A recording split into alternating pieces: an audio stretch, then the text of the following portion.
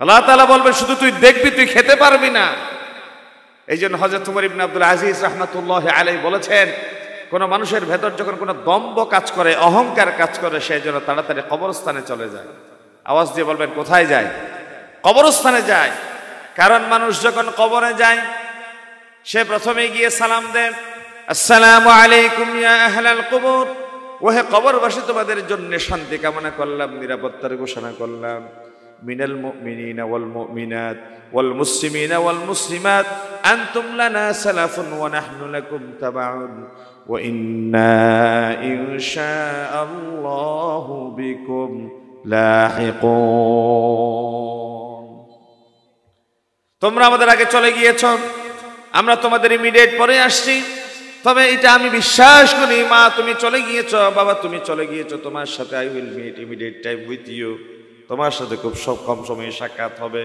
কোন মানুষ যদি কবরের পাড়ে গিয়ে চেয়ারম্যানের লাশ দেখতে পাই, মেম্বারের লাশ দেখতে পাই, এমপির লাশ, মন্ত্রীর লাশ দেখতে পাই, একটা মনের ভিতরে প্রশ্ন তৈরি হয়, এই চেয়ারম্যান দিয়ে খাবার শুরু করার আগে কেউ খেতে পারতো না, এই চেয়ারম্যান সালিশ শুরু করার আগে কেউ কথা বলতে পারতো না, এই চেয়ারম্যান সাহেবকে বড় গলায় সালাম না দিলে গালের ধাত একটাও রাখতো না, এই চেয়ারম্যান সাহেবরে আজকে সালাম দিলাম, সুন্নত আদায় করলাম, সালামের জবাব দিয়াটা ওয়াজিব, তিনি জবাবটা দিতে পারলেন না। ঠিক না?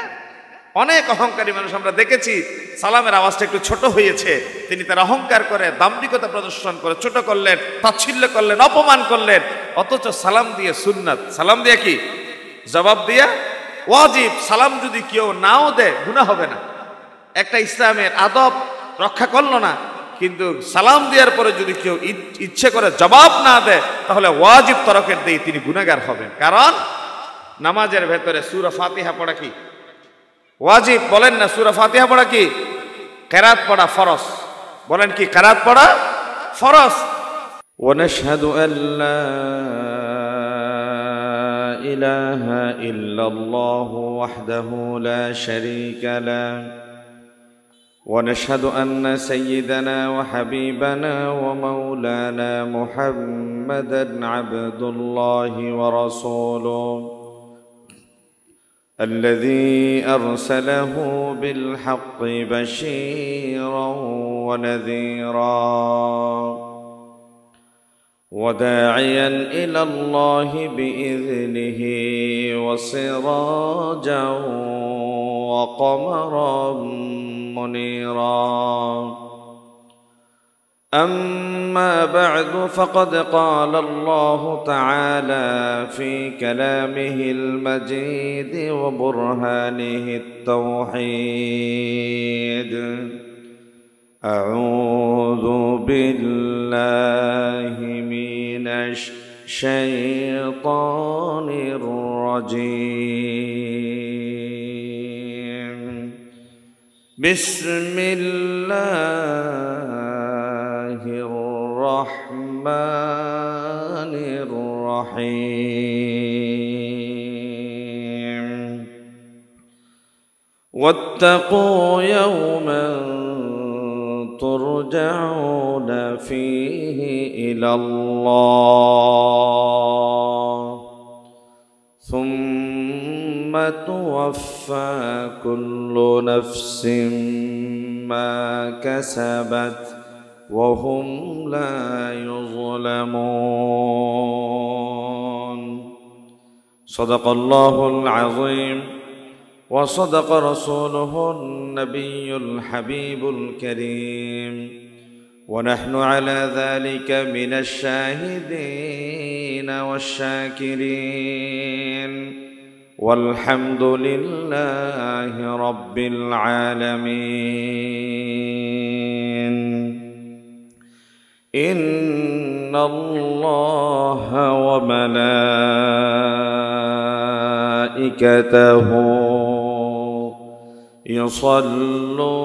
يصلون على النبي يا أيها الذين آمنوا صلوا عليه وسلموا تسليما. اللهم صل على سيدنا مولانا محمد وعلى آله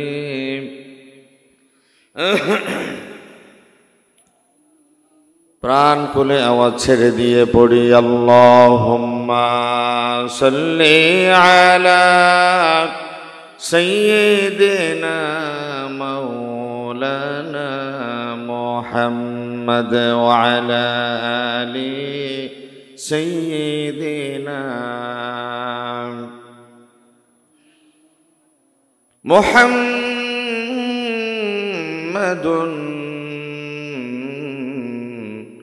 بشر وليس كالبشر بل هو ياقوت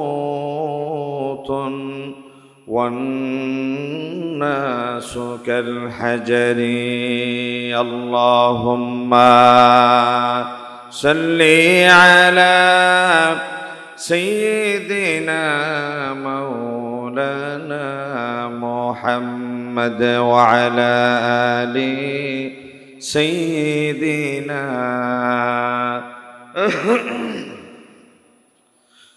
محمد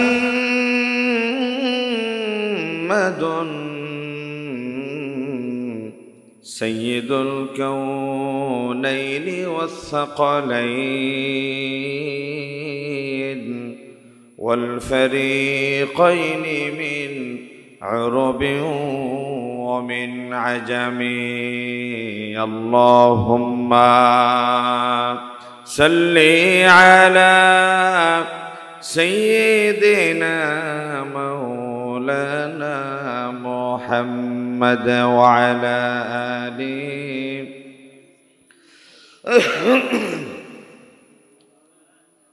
بلغ العلا بكماله كشف الدجى بجماله حسنت جميع خصاله صلوا عليه وآله بلغ العلا بكماله كشف الدجى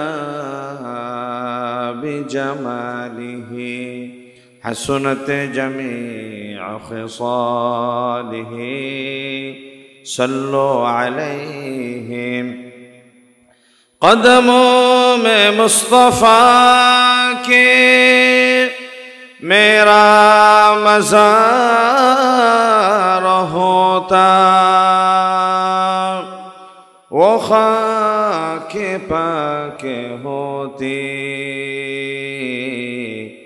میں خاک سار ہوتا بلغ العلا بكماله كشف الدجى بجماله حسنت جميع خصاله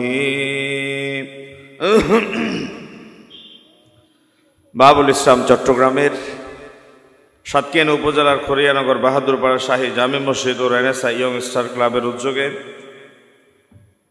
আজকে 10 জানুয়ারি 2025 ঐতিহাসিক তাফসীরুল কোরআন মাহফিলের শ্রদ্ধাভাজন বরেণ্য সভাপতি বিশিষ্ট সমাজসেবক রাজনীতিবিদ জনাব ফরিদুল আলম সাহেব, সম্মানিত মেম্বার খরিয়ানগর 1 নং ward Satkania Chattogram, renaissance young star ক্লাবের সম্মানিত সভাপতি সঞ্চালক, যার আন্তরিকতা মমতায় আজকের এই মাহফিল পর্যন্ত আসার সুযোগ হয়েছে আমার প্রিয় ভাই জনাব মৌলানা মোহাম্মদ ইমরান সাহেব, হযরত উলামায়ে কেরাম, পিতৃতুল্য জাতির সেরতাজ মুরব্বিয়ানে আযম, সমবেত তৌহিদি জনতা, আসসালামু আলাইকুম ওয়া রাহমাতুল্লাহি ওয়া বারাকাতুহু। আল্লাহ তাআলার শুকর এবং সুজুদ আদায় করছি, যিনি বাছাইকৃত বান্দাদের কাতারে শামিল করেন, সুস্থতার নিয়ামতে ধন্য করে সালাতুল মাগরিব জামাতে আদায় করে আল্লাহর কোরআনের আলোয় সমাজ পরিবর্তনের জন্যে তাফসীর কোরআন মাহফিল উপস্থিত হওয়ার রব আমাদের সুযোগ দিয়েছেন, তৌফিক দিয়েছেন। আমরা আল্লাহর ভাষায় পড়ি আলহামদুলিল্লাহ। 5ই অগাস্টের আগে এই ধরনের একটা প্রোগ্রাম করা আমাদের জন্য বড় দুঃসাধ্য ছিল। এই ধরনের একটা মাহফিলের আয়োজন করতে গেলে প্রধান অতিথি, বিশেষ অতিথি কে হবে, কার নাম আগে হবে, কার নাম পরে হবে, এই বিষয় নিয়ে দ্বিধাদ্বন্দ্বে পড়ে থানা, কোর্ট, স্থানীয় নেতৃবৃন্দের ঘরে ঘরে দৌড়তে দৌড়তে কর্তৃপক্ষের কয়েকজনের কয়েক জোড়া স্যান্ডেলের তলা ক্ষয় করা লাগতো। ঠিক কিনা বলেন? রব আমাদেরকে ফ্যাসিজমের নিষ্পেষণ থেকে মুক্তি দিয়ে খোলা আকাশের নিচে বিস্তৃত জমিনে আল্লাহর কোরআন নিয়ে কথা বলার একটা সুন্দর পরিবেশ দিয়েছেন। আমরা রবকে থ্যাঙ্কস জানি, আবার শুকরগুজারি হয়ে পড়ি আলহামদুলিল্লাহ। আপনাদের সামনে কোরআনুল কারীমের সূরা বাকারার 281 নম্বর আয়াতে কারীমে তেলাওয়াত করলাম। এই আয়াতকে সামনে নিয়ে অত্যন্ত গুরুত্বপূর্ণ সংক্ষিপ্ত কিছু কথা পেশ করতে চাই। আমরা মানুষ, আমরা প্রাণী, আমাদের ভেতরে যে প্রাণ আছে একটা সময় সে প্রাণটা রব কেড়ে নিয়ে যাবে। কোরআনুল কারীম আল্লাহ তাআলা আমাদেরকে হায়াতের আগে মৌতের কথা ঘোষণা করেছেন। মানুষ যখন জন্মগ্রহণ করেছে ধীরে ধীরে তিনি সামনে বড় না হয়ে বরং মৃত্যুর দিকে ধাবিত হচ্ছে। আমরা বলি আমরা বড় হচ্ছি, কিন্তু কোরআনুল কারীম বলছে আমরা মৃত্যুর দিকে ধাবিত হচ্ছি। কেউ যদি এই ঠাকুরদিঘি থেকে গাড়িতে উঠে কক্সবাজারের দিকে রওনা দেয়, ঠাকুরদিঘি পার হয়ে পদুয়ায় গেলেন, পদুয়া থেকে আমিরাবাদ, আমিরাবাদ থেকে আধুনগর, আধুনগর থেকে চুনতি, আজিজনগর, এভাবে হারবাং, এক একটা স্টেশন পার হওয়ার মাধ্যমে তিনি কি কক্সবাজারের কাছাকাছি যাবেন নাকি দূরে যাবেন? কাছে যাবেন। তার মানে মানুষ জন্মের পর থেকে তিনি যদি 63 বছর জীবিত থাকেন, 70 বছর জীবিত থাকেন, এই যে 60-70 বছরের হায়াতের শেষ বাজেটের দিকে তিনি দিন দিন শৈশব পেরিয়ে কৈশোর, কৈশোর পেরিয়ে যৌবন, যৌবন পেরিয়ে প্রৌঢ়, প্রৌঢ়র পরে বয়স, বৃদ্ধকাল, এরপরে মৃত্যুর দিকেই সে আলটিমেটলি ধাবিত হচ্ছে। কোরআনুল কারীম আল্লাহ রাব্বুল আলামিন বলেন, আল্লাযী খালাকাল মাউতা ওয়াল হায়াতা লিয়াবলুয়াকুম আইয়ুকুম আহসানু আমালা। তিনি মানুষের মওত দিয়েছেন এবং জীবন দিয়েছেন যেন করে তিনি তোমাদেরকে পরীক্ষা করে দেখতে পারেন তোমাদের ভেতরে কে কত সুন্দর আমল করে, কে কত এক্সিলেন্ট আমল করে। এখানে আল্লাহ তাআলা এই কথা বলেননি লিয়াবলুয়াকুম আইয়ুকুম আকসারু আমালা বলেননি। আকসারু আমালা বললে ধরে নিতাম কে কত বেশি আমল করে, কিন্তু এখানে বলা হয়েছে আইয়ুকুম আহসানু আমালা, আমলের ভেতরে কার আমল কত সৌন্দর্যমণ্ডিত হবে, কত মানসম্পন্ন হবে, কোয়ালিটিফুল হবে। কোরআনুল কারীম আল্লাহ রাব্বুল আলামিন সূরা কাহফের ভিতরে বলছেন, ইন্না জাআলনা মা আলাল আরদি যিনাতাল লাহা লিনাবলুয়াহুম আইয়ুহুম আহসানু আমালা। সূরা কাহফের আয়াতের ভেতরেও আল্লাহ রাব্বুল আলামিন বান্দার আমলের ভেতরে কে কত সুন্দর আমল করতে পারে সেটা যাচাই করবেন বলে বলেছেন।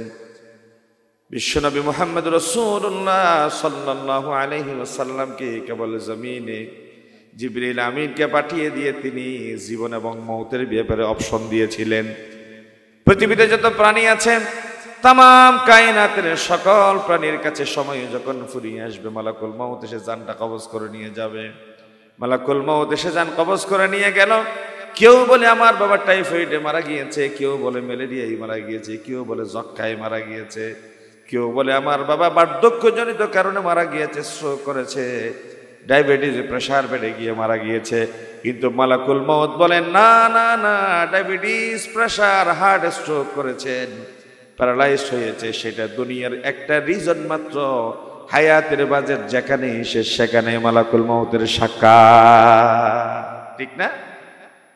কোরআনুল কারীম আল্লাহ রাব্বুল আলামিন বলেন, লিকুল্লি উম্মাতিন আজাল إذا جاء أجلهم فلا يستأخرون ساعة ولا يستقدمون প্রত্যেকের জন্য সুনির্ধারিত একটি সময় আছে। আয়ুষ্কাল যখন ফুরিয়ে আসবে, মৃত্যুর সাথে যখন মোলাকাত করবে, সময় যখন ফুরিয়ে আসবে, একটা সেকেন্ড সময় অতিরিক্ত দেওয়া হবে না। একটা সেকেন্ড সময়ের জন্য মানুষ হাই হাই ত্রাহি ত্রাহি করবে, মালাকুল মউত ধরবেন, অমনি জানটা কবজ করে নিয়ে যাবে। পৃথিবীর মানুষের মাঝে প্রটোকল অনুসারে প্রধানমন্ত্রী, প্রেসিডেন্ট, এমপি, মন্ত্রী, গানম্যান রাখে, বডিগার্ড রাখে, দেহরক্ষী রাখে, সিকিউরিটি থাকে, এসএসএফ থাকে। কিন্তু মালাকুল মউত যখন সামনে এসে দাঁড়িয়ে যাবে, কোন বডিগার্ড, গার্ডম্যান মালাকুল মউত থেকে তার দেহরক্ষী হিসেবে তার উদ্ধার করতে পারবে না, বাঁচাতে পারবে না। কারণ যিনি জান কবজ করবেন, কিন্তু গানম্যানের বইয়ে, বডিগার্ডের বইয়ে তার কাছে ঘেঁষতে যাবেন কিংবা দূরে থাকবেন এমনটা নয়। যেমনি জান কবজ করবেন, প্রাণটা যেমন দেখা যায় না, ইনভিজিবল, মালাকুল মউত অদৃশ্য অবস্থায় নিয়ে সো মেরে জানটা নিয়ে আল্লাহর কাছে ছুটে যাবে। বিশ্বনবী বললেন, মানুষের হায়াত যেখানে শেষ হয়ে যাবে, সেখান থেকেই তার পরকাল শুরু হবে। আমরা পৃথিবীতে আসার আগে ছিলাম আলেমে বতনে মায়ের পেটে, মায়ের পেট থেকে আবার দুনিয়াতে আসলাম। দুনিয়ার এই জীবন শেষ করে পাড়ি জমাবো পরকালীন জীবনে। বিশ্বনবী মুহাম্মদুর রাসূলুল্লাহ সাল্লাল্লাহু আলাইহি ওয়াসাল্লাম বললেন, ওয়াল্লাহি মাদ দুনিয়া ফিল আখিরা, ওয়াল্লাহি মাদ দুনিয়া ফিল আখিরা ইল্লা মিসলু মা ইয়াজআলু আহাদুকুম ইসবা'াহু ফিল ইয়াম্মি ফালয়ানজুর বিমা ইয়ারজি। আল্লাহর কসম, আল্লাহ জাতের শপথ করে বললাম, দুনিয়ার হায়াতের তুলনায় পরকালের ব্যাপারে বিশ্বনবী একটা দৃষ্টান্ত স্থাপন করলেন, এক্সাম্পল দিলেন। পৃথিবীর মানুষ দুনিয়া এবং আখিরাতকে ডিস্টিংগুইশ করতে গিয়ে, দুনিয়া এবং পরকালকে আলাদা করতে গিয়ে মুহাম্মদ রাসূলুল্লাহ সাল্লাল্লাহু আলাইহি সাল্লাম চমৎকার একটা এক্সাম্পল দিয়ে বুঝালেন। নদীপথে কেউ যদি যাত্রা করে, সমুদ্র কেউ যদি ভ্রমণ করে, উত্তাল তরঙ্গ বিক্ষুব্ধ ঢেউমালার ভেতরে কেউ যদি তার হাতের 5টা আঙ্গুলের ভেতরে একটা আঙ্গুল পানিতে চুবাই, তার আঙ্গুলের মাথায় যে যত সামান্য পানি লেগে যাবে, আবার নৌকাপথে ভ্রমণ করা শুরু করলেন। আঙ্গুলের মাথায় লেগে থাকা সামান্য পানির নাম দুনিয়া, ফেলে আসা অতলান্ত উত্তাল তরঙ্গ বিক্ষুব্ধ ঢেউয়ের নাম হচ্ছে আখিরাত। আল্লাহু আকবার। আঙ্গুলের মাথায় যে সামান্য পানি লেগে আসলো তার নাম দুনিয়া। অর্থাৎ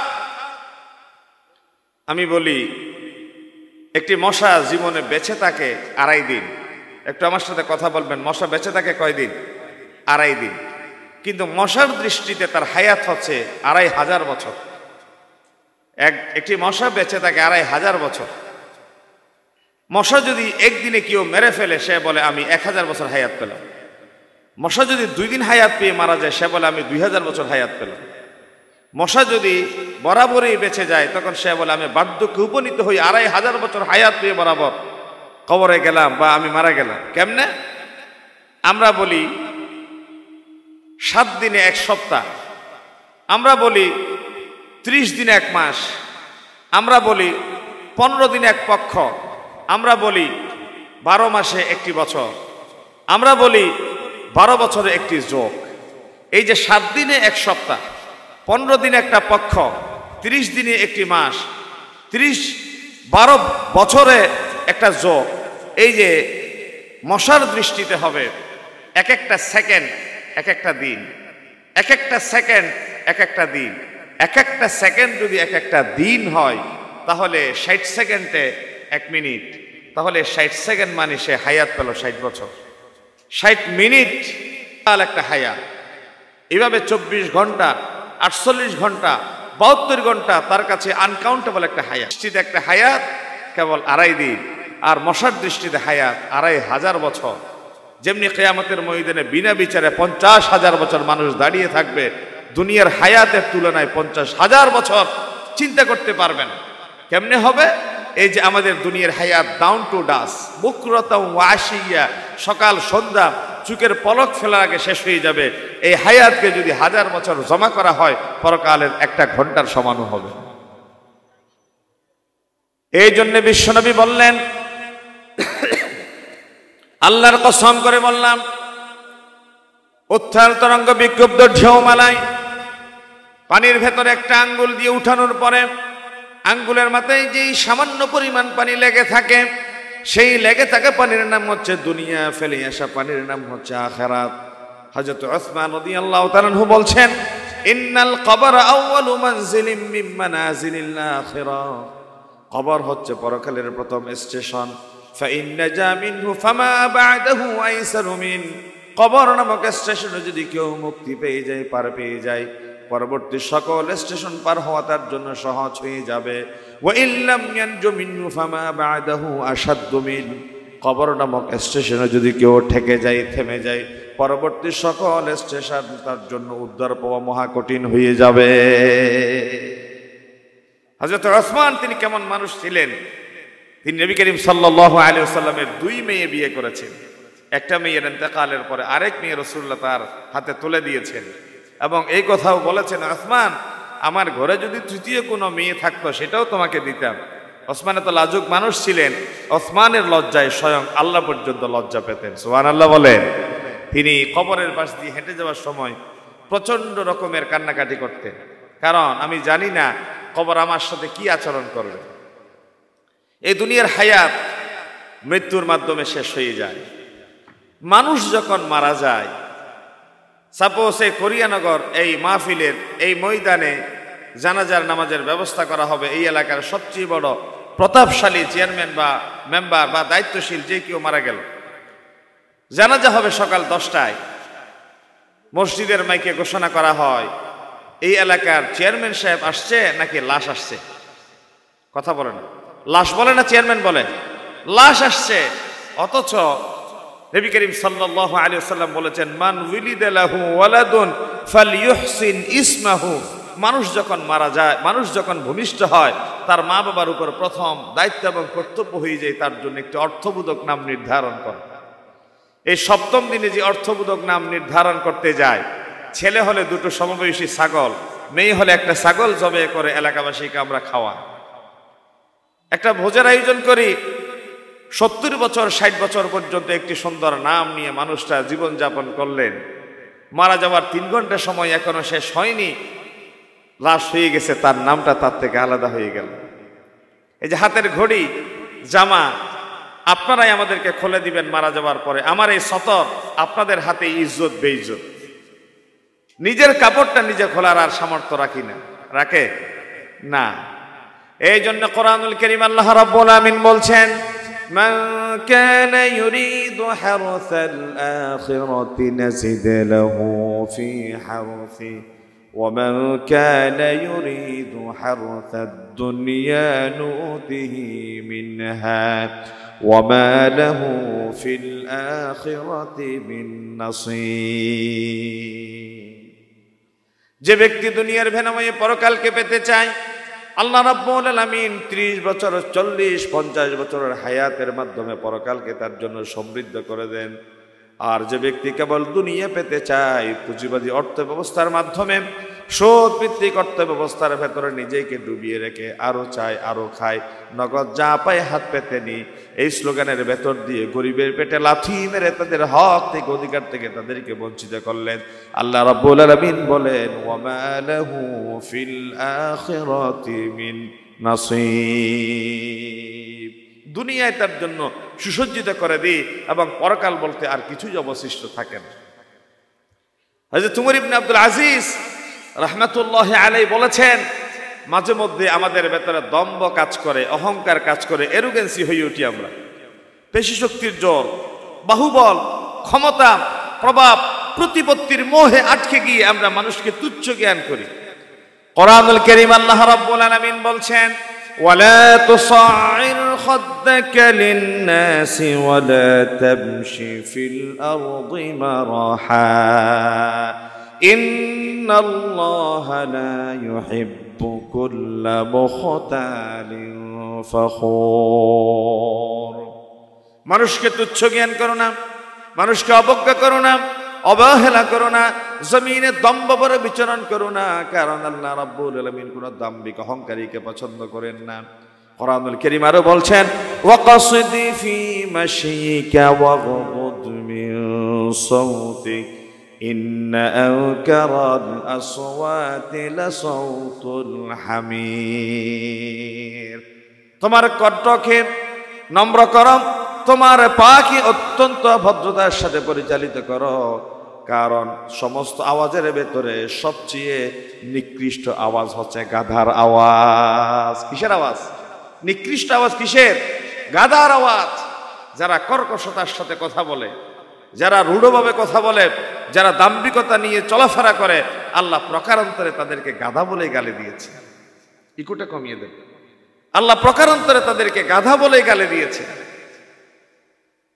তোমরা জমিনে অত্যন্ত ডিসেন্ট ওয়েতে ভদ্রতার সাথে বিচরণ করো, কথা বলবা নম্রতার সাথে। কোরআনুল কারীম আল্লাহ রাব্বুল আলামিন নবীজির চরিত্র কেমন ছিল জানিয়ে দিলেন। ফাবিমা রাহমাতিন মিনাল্লাহি লিনতা লাহুম ওয়ালাউ কুনতা ফাযযান গালিযাল কলবি লানফাদ্দু মিন হাওলিক فاعف عنهم واستغفر لهم وشاورهم في الأمر فإذا عزمت فتوكل على الله إن الله يحب المتوكلين। নবী হে আমার, আপনি মানুষের প্রতি অতিশয় কোমল, অতিশয় নরম। আপনি যদি কর্কশবাসী হতেন, রূঢ় মেজাজের হতেন, আপনাকে ছেড়ে সকলেই ভাগত, সকলেই পালাতো। ফাআফু আনহুম, আপনি তাদেরকে ক্ষমা করে দিন যা তারা অন্যায় করেছে। ওয়াস্তাগফির লাহুম, শুধু ক্ষমা করলে হবে না, তাদেরকে সাথে নিয়ে আল্লাহর দরবারে হাত তুলুন। ওয়াশাওিরহুম ফিল আমর, যাবতীয় ব্যাপার কার্য সম্পাদন করতে আপনি তাদের সাথে পরামর্শ করে কাজ করুন। ফাইযা আযামতা ফাতাওয়াক্কাল আলাল্লাহ, পরামর্শ করতে গিয়ে দেখা গেল 10 জনের সদস্যের 6 জন এবং 4 জন আলাদা হয়ে গেল। আপনি 6 জনের মতামতকে সামনে নিয়ে আল্লাহর উপর ভরসা করে কাজ চালিয়ে যান। ইন্নাল্লাহা ইউহিব্বুল মুতাওয়াক্কিলিন, যারা আল্লাহর উপর ভরসা করে আল্লাহ তাদেরকে বেশি ভালোবাসে। সুবহানাল্লাহ বলে। এই যে ভদ্রতা, নম্রতা, ডিসেন্সি, শালীনতা, এটা আমার নবীর বৈশিষ্ট্য ছিল। পেশি শক্তির জোর বেশি দিন থাকে না। আমরা এমন অনেক মানুষকে দেখেছি আমাদের সমাজে, অনেক বড় দাম্ভিক, অহংকারী, এরোগ্যান্ট, শটামদেহী মানুষ, মৃত্যুর সময় 1 তলা গোশত নিয়ে তিনি কবরে যেতে পারে না। আছেন এমন মানুষ? ডায়াবেটিস, প্রেশার, হার্টের রোগ, নানা সমস্যায় জর্জরিত থেকে তিনি বিছনা থেকে উঠতে পারে না। বিছনা থেকে তিনি উঠতে পারে না, উঠে দাঁড়াতে পারে না, বসতে পারে না। হাজার হাজার মানুষের জন্য খাবারের মেজবানের আয়োজন করলেন। মেজবান শেষ, যিনি মেজবানি তিনি 2টো রুটি কিছু সবজি নিয়ে খেতে বসলেন। পাশের থেকে একজন বলে, চাচা 5000 মানুষের জন্য মেজবানি দিলেন, খাওয়ালেন, আপনি খাচ্ছেন রুটি এবং ভাজি, ব্যাপার কি? বলে যে, ভাতিজা জীবনে অনেক খেয়েছি, এই যে জীবনে এত খাওয়া খেয়েছি, শেষ বয়সের খাওয়া আল্লাহ এখন মাহরুম করে দিয়েছে প্রথম খাওয়ার ভেতরে। আল্লাহ তাআলা বলবে, শুধু তুই দেখবি, তুই খেতে পারবি না। এই জন্য হযরত ওমর ইবনে আব্দুল আজিজ রাহমাতুল্লাহি আলাইহি বলেছেন, কোন মানুষের ভেতর যখন কোনো দম্ভ কাজ করে, অহংকার কাজ করে, সে যেন তাড়াতাড়ি কবরস্থানে চলে যায়। আওয়াজ দিয়ে বলবেন, কোথায় যায়? কবরস্থানে যায়। কারণ মানুষ যখন কবরে যায়, সে প্রথমে গিয়ে সালাম দেয়, আসসালামু আলাইকুম ইয়া আহলাল কুবুর, ওহে কবরবাসী, তোমাদের জন্য শান্তি কামনা করলাম, নিরাপত্তার ঘোষণা করলাম। মিনাল মুমিনিনা ওয়াল মুমিনাত ওয়াল মুসলিমিনা ওয়াল মুসলিমাত আনতুম লানা সালাফুন ওয়া নাহনু লাকুম তাবাউন ওয়া ইন্না ইনশাআল্লাহু বিকুম লাহিকুন। তোমরা আমাদের আগে চলে গিয়েছো, আমরা তোমাদের ইমিডিয়েট পরে আসছি। তবে এটা আমি বিশ্বাস করি, মা তুমি চলে গিয়েছো, বাবা তুমি চলে গিয়েছো, তোমার সাথে I will meet immediate time with you. তোমার সাথে খুব কম সময়ে সাক্ষাৎ হবে। কোনো মানুষ যদি কবরের পাড়ে গিয়ে চেয়ারম্যানের লাশ দেখতে পাই, মেম্বারের লাশ দেখতে পাই, এমপির লাশ, মন্ত্রীর লাশ দেখতে পাই, একটা মনের ভিতরে প্রশ্ন তৈরি হয়, এই চেয়ারম্যান দিয়ে খাবার শুরু করার আগে কেউ খেতে পারতো না, এই চেয়ারম্যান শালি শুরু করার আগে কেউ কথা বলতে পারতো না, এই চেয়ারম্যান সাহেবকে বড় গলায় সালাম না দিলে গালের ধাত একটাও রাখতো না, এই চেয়ারম্যান সাহেব আজকে সালাম দিলাম, সুন্নত আদায় করলাম, সালামের জবাব দিয়াটা ওয়াজিব, তিনি জবাবটা দিতে পারলেন না। ঠিক না? অনেক অহংকারী মানুষ আমরা দেখেছি, সালামের আওয়াজটা একটু ছোট হয়েছে, তিনি তার অহংকার করে দাম্ভিকতা প্রদর্শন করে ছোট করলেন, তাচ্ছিল্য করলেন, অপমান করলেন, অথচ সালাম দিয়ে সুন্নাত, সালাম দিয়ে কি জবাব দিয়া ওয়াজিব। সালাম যদি কেউ নাও দেয় গুনাহ হবে না, একটা ইসলামের আদব রক্ষা করলো না, কিন্তু সালাম দেওয়ার পরে যদি কেউ ইচ্ছে করে জবাব না দেয় তাহলে ওয়াজিব তরকের দিয়ে তিনি গুনাহগার হবেন। কারণ নামাজের ভেতরে সূরা ফাতিহা পড়া কি ওয়াজিব? বলেন না, সূরা ফাতিহা পড়া কি? কেরাত পড়া ফরজ। বলেন কি কেরাত পড়া ফরজ? কোন মানুষ যদি নামাজে দাঁড়িয়ে আল্লাহু আকবার নিয়ত বাঁধলেন, আলাম তারা কাইফা ফাআলা রাব্বুকা বিআসহাবিল ফিল আলাম ইয়াজআল কাইদাহুম ফি তাদলিল ওয়া আরসালা আলাইহিম তায়রান আবাবিল তারমিহিম বিহিজারাতিন মিন সিজ্জিল ফাজআলাহুম কা'আসফিন মা'কুল। হঠাৎ মনে পড়লো তিনি তো সূরা ফাতিহা পড়লেন না, তিনি আর পেছনে না গিয়ে সামনে রুকুতে চলে গেলেন। এই যে সূরা ফাতিহা পড়লেন না, মনে পড়লো, অনুশোচনা আসলো। 4 রাকাত বিশিষ্ট নামাজে শেষের বৈঠকে আত্তাহিয়াত পড়ে ডানে সালাম ফিরিয়ে তিনি যদি দুটো সিজদা দেন, সূরা ফাতিহা না পড়ার কাফারা হয়ে যাবে, সাও সিজদা। যদি তিনি বলেন ইচ্ছা করে আমি সূরা ফাতিহা পড়বই না, তাহলে কি নামাজ হবে? ইচ্ছা করে ছেড়ে দিলে নামাজ হবে না। যদি বলেন ভুলে আমি ভুলে সামনে চলে গিয়েছি, পেছনে কেমনে আসি, আপনি সাও সিজদা দিলে হয়ে যাবে। ঠিক আপনি যদি সালাম দিয়েছেন, সুন্নাহ আদায় করেছেন, সালাম দেওয়ার পরে জবাব যদি কেউ না দেয় তাহলে তিনি ওয়াজিব তরকের দিয়ে গুনাহগার হবে। যে ওয়াজিব তরকের দিয়ে সাও সিজদা দিতে হবে নামাজে। এমন দাম্ভিক মানুষ, জমিনে সালামের আওয়াজ ছোট হয়েছে এই জন্য থাপ্পড় লাগিয়ে দিল, বকা দিল, তাকে তাচ্ছিল্য করে কথা বলল। আজকে খবরে তিনি শুয়ে আছেন, মাটির সাথে মিশে একাকার হয়ে গেছে। সালাম দেওয়ার পরে তিনি ওয়াজিব আদায় করে জবাব কি দিতে পেরেছে? এই জন্য হযরত ওমর ইবনে আব্দুল আজিজ বলেছে, মনের ভেতরে যদি অহংকার কাজ করে দ্রুত কবরে যান। কবরে যাওয়ার পরে আপনার মনে এই প্রশ্নের জবাব পাবেন, চেয়ারম্যান সাহেব নিস্তেজ নিতর দেহ হয়ে যেমনে পড়ে আছে, এমপি সাহেব যেমনে নিতর দেহ হয়ে মাটির ভেতরে মিশে আছে, আমিও একদিন এই মাটির ভেতর নিতর দেহ হয়ে পড়ে থাকবো। নবী করিম সাল্লাল্লাহু আলাইহি ওয়াসাল্লাম বলেছেন, কুনতু নাহাইতুকুম আন জিয়ারাতিল কুবুর, তোমাদেরকে আমি প্রথম সময়ে কবর জিয়ারত নিষেধ করতাম। কারণ আমাদের ভেতরে একটা শ্রেণী এমন আছে যারা মাজারে গিয়ে বাজারে গিয়ে হুজুরের কাছে গিয়ে বলে, ইয়া খাজা মেরা মতলব কু পুরা করুন। খাজা সাহেব আমার ঘরে 5টা কন্যা সন্তান আছে, আপনি আমার একটা পুত্র সন্তান দেন। অনেকে বলে না, আমার ব্যবসার লালবাতি জ্বলে, এখন আমার ব্যবসার উন্নতি বাড়িয়ে দাও, আমার ছেলে মেয়েদের ভিতরে অসুস্থতা তুমি রোগমুক্ত করে দাও।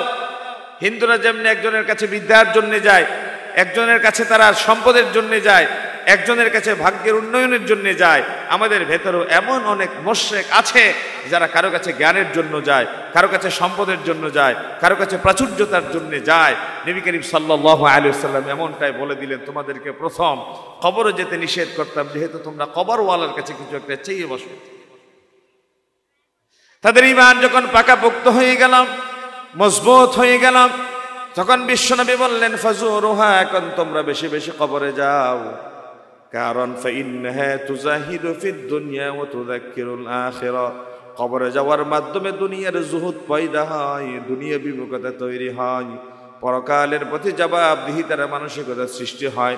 কোন মানুষের ভেতরে যদি দুনিয়া বিমুখতা তৈরি হয়, পরকালে দুনিয়ার সমস্ত কার্যকলাপের জবাবদিহি করার মানসিকতা তৈরি হয়, ওই মানুষ কোনোদিন ওজনে কম দিতে পারে না, খাদ্যে ভেজাল দিতে পারে না, প্রতিবেশীর সীমানা ঠেলতে পারে না, ভাই হয়ে 2 ভাগ সম্পদ ভোগ করলেন, বোনের 1 ভাগ সম্পদ আত্মসাৎ করতে পারে না।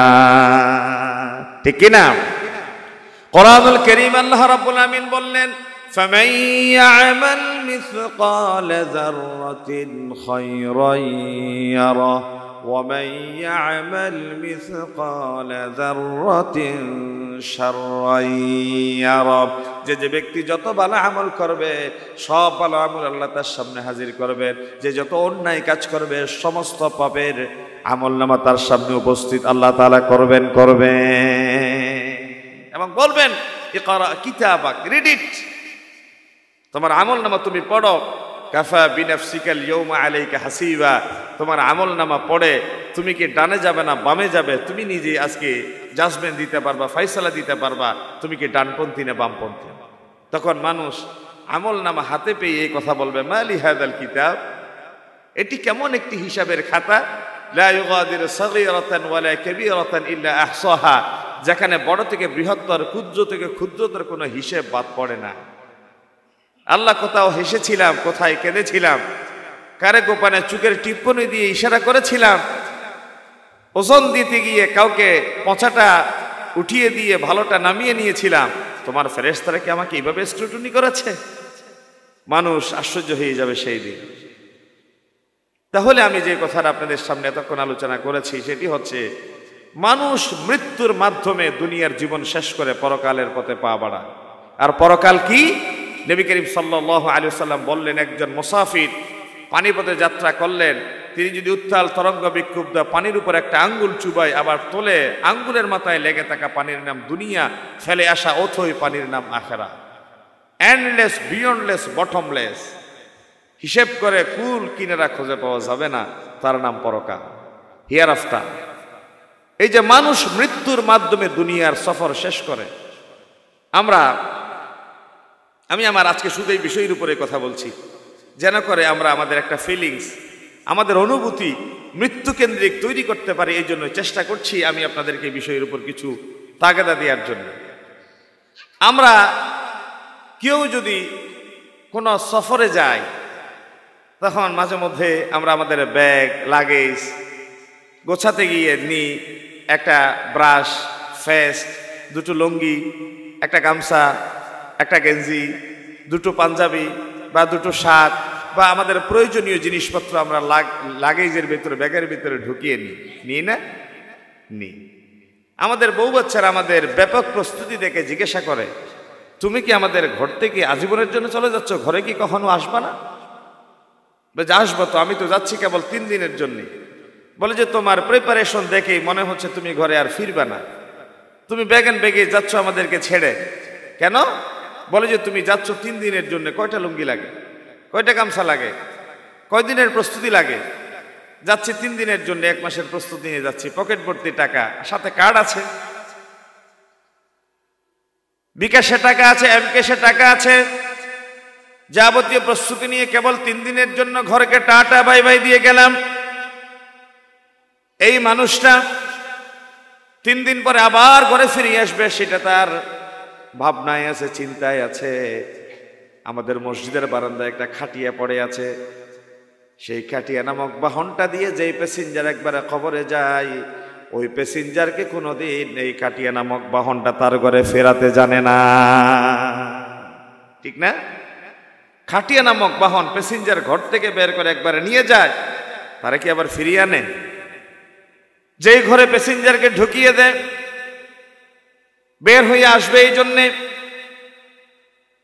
মাটির একটা স্তর দেয়, আবার এর উপরে লাঠি সুটা দেওয়ার জন্য আর একটা স্তর দেয়, এর উপরে কাঠের একটা পাটাতন দিয়ে দে, এর উপরে গাছ বাঁশের একটা ঢাকনা দিয়ে দে, মাটির উপরে মাটির স্তর দিয়ে শক্ত করে আটি বেঁধে দে, এর উপরে কাটা দে, বাঁশ ঝাড় দে, কত কিছু দিয়ে বিছি ছিটিয়ে দে, যেন করে এই লাশ আর কোনোদিন বের হয়ে আসতে না পারে। দরজা নাই, জানালা নাই, আলো বাতাসের কোনো ব্যবস্থা নাই। বিশ্বনবী বললেন, আল কোরআন ওয়াস সিয়ামু ইয়াশফাআনি লিল আবদ, কোরআন এবং সিয়াম যার জীবনের সঙ্গী ছিল, বন্ধু ছিল, কোরআন এবং সিয়াম তার কবরের পাশে গিয়ে অন্ধকারে আলোকিত হয়ে যাবে। ওয়ায়াকুলুল কোরআন রব্বি ইন্নী মানাতুহুন নাওম বিল্লাইল, রব আমার তোমার এই বান্দা কোরআন পড়তে জানতো না, কোরআনের কালো কালো অক্ষরের উপরে সে আঙ্গুলি হাঁটাতো, তোমার এই বান্দার পক্ষে আজকে সুপারিশ করলাম, তারে ঘুমাতে দিই নাই। আজকে আমি কোরআন তার অন্ধকারে কবরে আলোকবর্তিকা হয়ে দাঁড়িয়ে গেলাম, সুপারিশ করলাম। সিয়া বলবে রব্বি ইন্নী মানাতুহু আত-তাআমা ওয়াশ-শাহাওয়াত, সেই সবে সাদিকের সময় সেহরি গ্রহণ করেছে, দিনের ফকফকা রোদের ভেতরে মাঠে গিয়ে ঘাটে গিয়ে কাজ করছে, তৃষ্ণায় ছানি ফেটে যায় আর ক্ষুধার যন্ত্রণায় অস্থির হয়ে পড়ে। হালাল স্ত্রী পাশে আছে, স্ত্রীর দিকে হাত বাড়ায় না, হালাল খাবার কোনো দিন গ্রহণ করে নাই। আল্লাহ সে চোখ বুঝে লোক দৃষ্টির অন্তরাল চাইলে সে পানি পান করতে পারত, কিন্তু পানি পান করে নাই। লোক দৃষ্টির অন্তরালে চাইলে পানি পান করতে পারত, কিন্তু সে পানি পান করে নাই। সে খেতে পারত, খাই নাই। হালাল স্ত্রীর দিকে হাত বাড়াতে পারত, হাত বাড়াই নাই। রব আজকে আমি সিয়াম তার পক্ষে সুপারিশ করলাম। বিশ্বনবী বললেন ফায়ুশাফাআত, যে কবরের ভেতরে মাটি চাপা দিলেন লোহার শিক দিয়ে, একটা গাছের গাঁথুনি দিয়ে আপনি শক্ত করে আঁটি বেঁধে দিলেন, জমিনে বেরিয়ে আসার দরকার হবে না। ওই কবরের ভেতর দিয়ে আল্লাহর জান্নাত পর্যন্ত তোমার রাস্তা খোলা যাবে যদি তুমি ঈমান নিয়ে যেতে পারো, ঠিক না? আর যারা বেঈমান হয়ে কবরে যাবে, অন্ধকার কবরে সাপ বিচ্ছু সঙ্গী হয়ে যাবে, বান্দা চিৎকার করে রবের সামনে দাঁড়িয়ে বলবে, ও রব, রব্বানা আবসারনা ওয়া সামি'না ফারজি'না না'মাল সালিহান ইন্না মুকিনুন। রব বুঝি নাই, জীবন ক্ষয় করে দিলাম, শৈশবে যা করলাম, যৌবনে গিয়ে ভুল ধরা পড়লাম, যৌবনে যা করলাম বয়োবৃদ্ধ গিয়ে তা ভুল ধরা পড়ল, মৃত্যুর পরে সারা জীবন যা করলাম ভুল ধরা পড়ল। আল্লাহ ফিরিয়ে আসার আরেকবার যদি তুমি সুযোগ দাও, জমিনে তো ছিলাম মুমিন, ঈমান নিয়ে সাথে কবরে আসলাম, আল্লাহ আরেকবার যদি তুমি দুনিয়ায় যাওয়ার সুযোগ দাও, ঈমান নিয়ে কবরে আসবো না, ইয়াকিন নিয়ে আসবো। ঈমান এবং ইয়াকিন দুটো শব্দ আছে। ঈমান সাধারণ বিশ্বাস, ইয়াকিন দৃঢ় বিশ্বাস। আইনুল ইয়াকিন, হাক্কুল ইয়াকিন, যেটা বিশ্বাসের চূড়ান্ত পর্যায়, যেটা মানুষকে চরম একটা বিশ্বস্ততার পর্যায়ে পৌঁছে দেয়। আল্লাহ জমিনে যে সাধারণ বিশ্বাস নিয়ে ছিলাম, কবরে এসেছি, ওই বিশ্বাস নিয়ে নয়। ইন্না মুকিনুন, আল্লাহ ইয়াকিন নিয়ে আসবো, তুমি যদি দয়া করে আরেকবার দুনিয়া যাওয়ার সুযোগ দাও। তখন আল্লাহ আমাদেরকে বলবে কি, আওয়ালাম নুআম্মিরুকুম মা ইয়াতাযাক্কারু ফি, বান্দা তোমার শৈশব, কৈশোর, যৌবন, বয়োবৃদ্ধ, চমৎকার ৬০-৭০ বছরের একটা হায়াত কি ছিল না? বান্দা তখন মাথা নেড়ে জবাব দিবে, হ্যাঁ ছিল। তখন আক্ষেপ করে বলবে, লাউ কুন্না নাসমা আও নাআকিল, যদি উলামায়ে কেরামদের বলা কথাগুলো শুনতাম, যদি উলামায়ে কেরামদের তাফসীর করা, ব্যাখ্যা করা কথাগুলো আমল করতাম, মা কুন্না ফি আসহাবিস সাঈদ, আজকে জাহান্নামের এই কিনারায় আমাকে দাঁড়াতে হতো না। আমি আমার কথাকে আপনাদের সামনে একটা জায়গা থেকে শুরু করে আরেকটা পর্যায় পর্যন্ত এসে এই কথাই বোঝাতে চেয়েছি, জন্মের মাধ্যমে জীবন শুরু হলো, মৃত্যুর মাধ্যমে জীবনটা শেষ হলো। এই মৃত্যুর মাধ্যমে জীবনটা শেষ হয়ে যাওয়ার পরে কোথায় যাব? এমন একটা পরকালে যাব, যেই পরকালের শুরু থাকলেও শেষ খুঁজে পাওয়া যাবে না, যেটাকে বলছি আমরা অতলান্ত সমুদ্রের পানির সাথে তুলনা দিয়ে হাদিস দিয়ে বুঝালাম। এবং এই কবরকে সাথে নিয়ে হযরত উসমান, যে রাসূলুল্লাহর 2 মেয়ের জামাতা, যাকে বলা হয়েছে যুন্নুরাইন, তৃতীয় কোনো মেয়ে থাকলে তাকে দ্বিতীয় কথা রাসূলুল্লাহ বলেছেন। তিনি বলেছেন, ইন্নাল কবরা আউয়ালু মানজিলিম মিন মানাজিলিল আখিরা, কবর হচ্ছে পরকালের প্রথম স্টেশন। ফাইন্নাজা মিনহু ফামা বা'দাহু আইসারু মিন, কবর যদি কেউ ওভারকাম করতে পারে, পরবর্তী আর টেনশন নাই। ওয়া ইল্লাম ইয়ানজু মিন, কবর যদি কেউ ঠেকে যায়, পরবর্তী তার আর কোনো রক্ষা নাই। এই কবর আলোকিত হওয়ার, আলোকবর্তিকা হিসেবে নিজের কাছে পেশ করার একটাই কেবল মাধ্যম। আমরা যেন মান কানা ইউরিদু হারুসাল আখিরা নাজিদ লাহু ফি হারুসি, যে পরকালকে সামনে রেখে দুনিয়ার জীবনকে সাজাতে চায়, নাজিদ লাহু ফি হারুসি, আল্লাহ তাআলা তার চাষবাস বর্ধিত করে দিবেন। ওয়া মান কানা ইউরিদু হারুসাদ দুনিয়া, যে ব্যক্তি দুনিয়ার জীবনকে দুনিয়া দিয়ে সাজাতে চায়, ওয়া মা লাহু ফিল আখিরাতি মিন নাসীব, তার জন্য পরকালে আর কোনো কিছু অবশিষ্ট থাকবে। আর যে দুনিয়া পেতে চায়, আল্লাহর পয়গম্বর তার জন্য হুমকি দিয়ে বলছে, লাউ কানাতিদ দুনিয়া তা'দিলু ইনদাল্লাহি জানাহা বাউদা, যদি একটা মশা এবং মাছির ডানার নিয়ে আল্লাহ দুনিয়ার সমুদ্রের সম্পদকে গুরুত্ব দিতেন, আল্লাহর কসম, মা সাকা কাফিরাম মিনহা শারবাতা মা, এক ফোঁটা পানি, এক লোকমা খাবার কোন অবিশ্বাসী কাফেরের মুখে আল্লাহ উঠাতে দিতেন না। তাহলে দুনিয়ার সমুদ্রের সম্পদ আল্লাহর কাছে একটা মশা এবং মাছির ডানার মতো গুরুত্বপূর্ণ নয়। জান্নাতের একটা ছড়ির আকার, জান্নাতের একটা ছড়ির বিনিময় সারা দুনিয়া হবে না। আমি আমার এই গুরুত্বপূর্ণ কয়েকটা কথা আপনাদের সামনে পেশ করলাম। এটা হচ্ছে পরকাল কেন্দ্রিক আলোচনা। আর রাসূলুল্লাহ বলেছেন, কেউ যদি পরকালকে কেন্দ্র করে কবরে গিয়ে দাঁড়ায়, দুটো জিনিস লাভ, তুজাহিদু ফিদ দুনিয়া ও তুযাক্কিরুল আখিরাহ, দুনিয়া বিমুখতা তৈরি হয়, পরকালের জবাবদিহিতার ভাবনা তৈরি হয়। এই হাদিসকে সামনে রেখে যদি কেউ জীবন পরিচালনা করে, তাহলে তার ভেতরে কোনো দুর্নীতির গন্ধ পাওয়া যাবে না। টেন্ডারবাজি, চাঁদাবাজি, অশ্লীলতা, বেহায়াপনা তারা কোনোদিন ঘিরে রাখতে পারে। আসুন, আমি একেবারে সংক্ষিপ্ত সময়ে অ্যাকর্ডিং টু কোরআন এন্ড সুন্নাহ কিছু কথা বলার চেষ্টা করেছি। আমার ভাই এসছে, কথা বলবেন, দেশের বিজ্ঞ প্রাজ্ঞ অভিজ্ঞ উলামায়ে কেরাম আপনাদের সামনে কথা বলবেন। আমি আমার আলোচনা এখানে শেষ করলাম। মাহফিলের শেষ পর্যন্ত সফলতা, মাহফিলকে প্রাণবন্ত একটা পরিবেশে আপনারা শেষ করার সুযোগ দিবেন এই আশাবাদ ব্যক্ত করে আমি আলোচনা রাখলাম। ওমা আলাইনা ইল্লাল বালাগ। আসসালামু আলাইকুম ওয়া রাহমাতুল্লাহি ওয়া বারাকাতুহু।